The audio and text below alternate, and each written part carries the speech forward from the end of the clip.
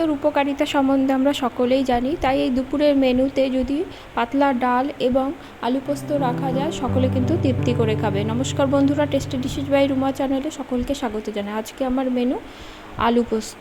খুব সাধারণভাবে করা এই আলু পোস্ত করতে কিন্তু প্রথমে আমি সর্ষের তেল দিয়ে দিলাম। তেল গরম হলে ফোড়ন দেব 2টো কাঁচা লঙ্কা, একটি শুকনো লঙ্কা এবং তেজপাতা, আর দেব 5 ফোড়ন। ফোড়ন থেকে সুন্দর গন্ধ বেরোলে ডুমো করে কেটে রাখা আলুগুলো আমি দিয়ে দেব। আমি 2টি বড় মাপের আলু ডুমো করে কেটে নিয়েছি। এই পরিমাণ আলুতে কিন্তু 2 থেকে 3 জনের সুন্দরভাবে হয়ে যাবে।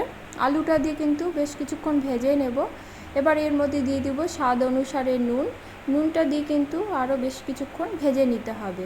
পোস্ততে কিন্তু হলুদ পড়ে না, তাই রান্নাটা কিন্তু হলুদ ছাড়াই হবে।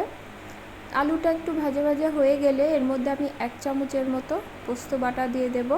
পোস্তটা বাটার সময় আমি কিন্তু একটা কাঁচা লঙ্কা সহযোগে পোস্তটা বেটেছিলাম। পোস্তটা দিয়ে কিন্তু আরও কিছুক্ষণ কষিয়ে নিতে হবে। পোস্তটা যখন প্রায় শুকনো শুকনো হয়ে আসবে, ভালোভাবে কষার, তখন আমি এর মধ্যে দিয়ে দেব জল। জলের পরিমাণটা আমি একটু বেশি দেব, কারণ এই আলু পোস্তটা আমি একটু পাতলা পাতলাই রাখবো। আপনারা আপনাদের জলের পরিমাণটা, আপনাদের পোস্তের গ্রেভিটা কতটা রাখবেন সেই হিসাবে দেবেন। এবার ঢাকা দিয়ে আলুটাকে সেদ্ধ হতে দেব। এবার ঢাকা খুলে দেখে নেব। দেখুন জলটা কিন্তু অনেকটাই কমে এসেছে এবং আলুটাও কিন্তু সেদ্ধ হয়ে এসেছে। খুন্তির সাহায্যে কিছুটা আলু আমি ম্যাশ করে দেব, আর দেব স্বাদ অনুসারে চিনি। আমি পোস্ততে অল্প পরিমাণে চিনি দিয়ে, আপনারা পছন্দ না করলে চিনিটা কিন্তু স্কিপ করতে পারেন।